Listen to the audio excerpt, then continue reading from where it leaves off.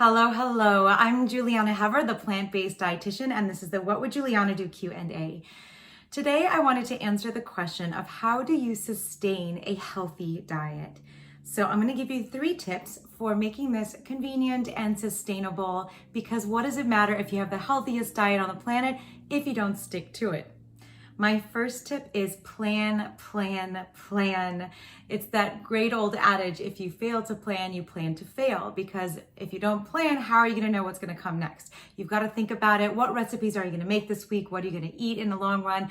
What kind of foods do you wanna have at home? That has to do with shopping. That has to do with preparing recipes in advance. It has to do with our next tip, which is batch cooking. All of that comes down to you planning. What is in the day ahead, the week ahead, and knowing what foods you need to have on hand, what recipes you want to play with, and how you're going to execute making that happen. So it's all about knowing ahead of time. That second tip, batch cooking. I've spoken about this before in previous videos because it is one of the most helpful tools for keeping a healthy diet very easy to do. So if you have a free afternoon, usually people on the weekend, maybe on Sunday, have a couple hours, 2-3 hours, you go to the store, you get all the ingredients because you've already planned ahead, and you batch cook. So maybe you make up a couple batches of your favorite soups or chilies, and then you could, put some in the fridge in different containers and put some in the freezer so you could have them even for next week, next month, or even in 6 months from now. So making a couple soups, a big batch of, quinoa or other whole grain that you love. I usually make up a whole batch of baked potatoes or sweet potatoes or both. I love to make hummus because hummus should be a food group. So I always have hummus on hand. In fact, that's where I'm going to go right after I finish this video.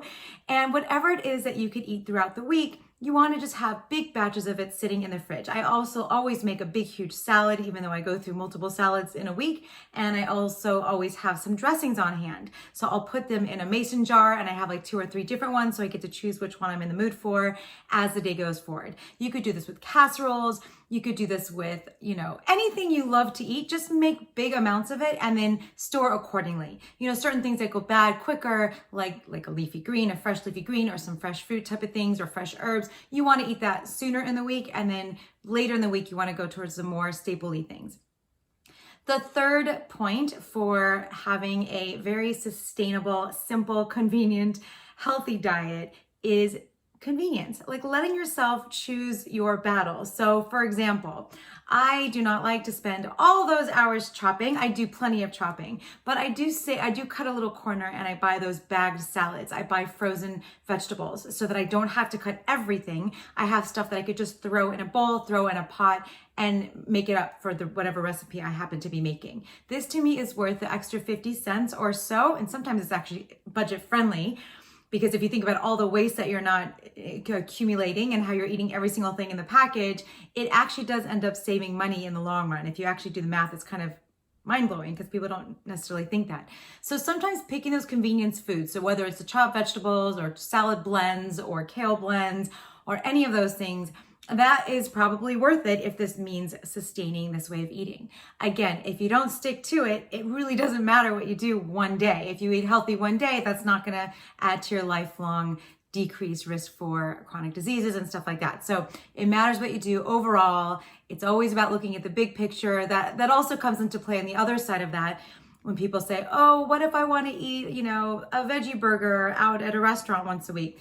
That's fine too, if the rest of your week you're eating really healthy. So cooking all these foods and preparing a little bit, just a little bit of that extra effort is so worth it.